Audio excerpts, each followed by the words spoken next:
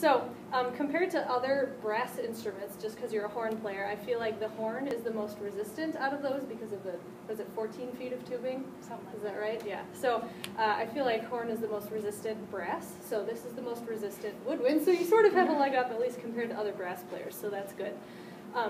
And oboe players also, I don't know if Dean Rhodes mentioned in your class that oboe players have to have a really good ear to hear the pitch because you can't tune that thing. Horn players, I've heard, also have to have a really good ear because of all the partials and the switching between the F side and the B flat side. So you sort of have a leg up there too. So that's pretty good. I know you said it wasn't going perfectly, but I don't think it is for anybody. So you do sort of have a leg up on other people, which is cool. So we're going to talk about a couple of oboe intonation issues. And we're going to start with third line, just first finger B. So if you want to play that note really quick. There you go. Good. So have you taken clarinet techniques yet? I have not. Okay. On the clarinet, there is the low register, and then there's the higher register. The top pitches on the lower register is called the throat tones. And when you play that, it's only putting down like one, maybe two fingers. The resistance is so much less because it's like a short tube. You're only covering this much. Whereas if you play like a low C on the oboe, you're covering the whole thing and more resistance. So as such, when we play that B, it tends to like relax the face, being like, oh yeah, I can get this one. It's not a problem. But we need to sort of fight back against that a little bit because if we relax too much, then the pitch tends to go a little bit flat. So try it one more time and try and raise the pitch up a little bit if you can. Let's see. That might actually be too much. Try it again. Yeah, right on. Nice work. Okay, so we're going to try keeping that B in your head. We're going to do just exercise 1 here. It's just G, A, B, A, etc. And then really keep that third and that second in your ear. So 1, 2, 3.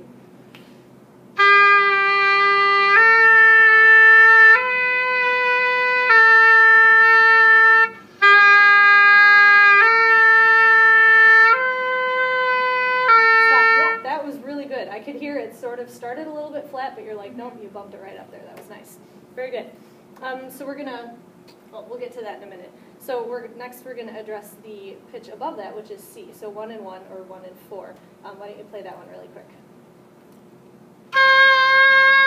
Yeah, okay, I can already hear you trying to bend it down. I'm sure Dean Rhodes has said in class that it's really, really sharp. It doesn't even matter if it's like a student model oboe or whatever. It's sharp. It's really sharp. So we really have to fight back and bring that one down. And on exercise 2, this is just going between B and C, which is kind of goofy because B you have to think down, and C, or sorry, other way around. B you have to think up, and C you have to think down. So just take this one a little bit slowly, and we'll see if you can figure out what tune it is. I'm sure you already know. 1, 2, number 2.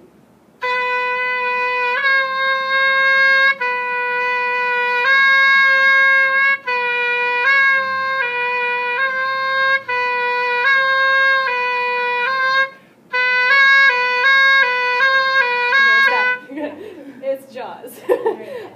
So what I thought we could do to sort of fix that C is we're going to, well, we'll get into more of this in a second, but we're going to change the vowel shape inside of our mouth. Has Dean Rhodes talked about that at all? A little bit, yeah. I know we've done some of this in choir. Okay, put your oboe across your lap for a second. So what we're going to do, we're going to practice saying different vowel shapes with our tongue without moving our jaw or our embouchure or anything like that. So we're going to try it singing before we try to put it on that thing. So I'll do it first and then we'll do it together. We're going to say A, E, I, O, U, but singing on a single pitch. My jaw isn't moving, but my tongue is. So let's try it together. 1, 2, 3, 4.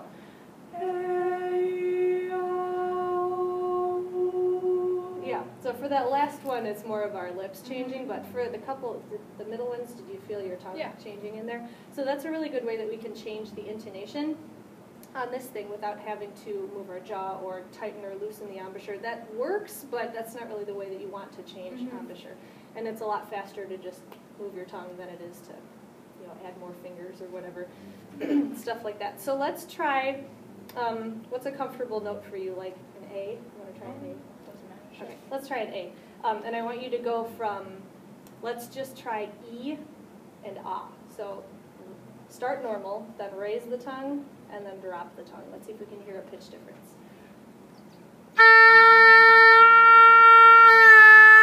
That was huge. Nice work. Yeah, so that's really a huge way that we can do that. Okay, now let's try to play that C again that we were working on before. That was a little bit too high. And let's start normal, and then I want you to drop your tongue like you're saying ah, and we'll see if that helps. Yeah, good. Okay, now let's see where it actually is. Try it again. Excellent. That was like an immediate fix, and it was to the right amount too. Nice work. Okay, so to put all of that into practice, now let's try exercise number 3. Okay? Sorry. 1, 2, 3.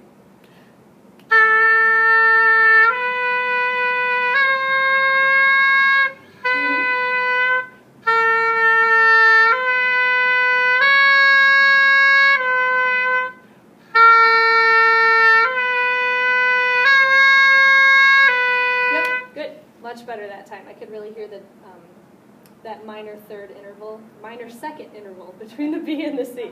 That was good. Okay, so I just wanted to mention something quickly since we are talking about tone production as well as intonation, is the angle of the instrument. I know Dean Rhodes has said that the reed needs to be pointed directly into your mouth, like toward the uvula, right? She says that? Okay, so that's really helpful. You don't seem to have any holding position errors, but I just wanted to mention that because it makes a big difference. If you hold it too close to your body, it's going to be really, really out of tune, and if you hold it too far out, it might not even make a sound at all. Okay. So, but you're not doing any of those things, so that's fine. Let's go back now and do, yes, exercise 2. One more time, just to work on the B and the C specifically, because this one had a couple of A's in there. We want to just focus on the B and the C. Number 2, one more time. 1, 2, 3.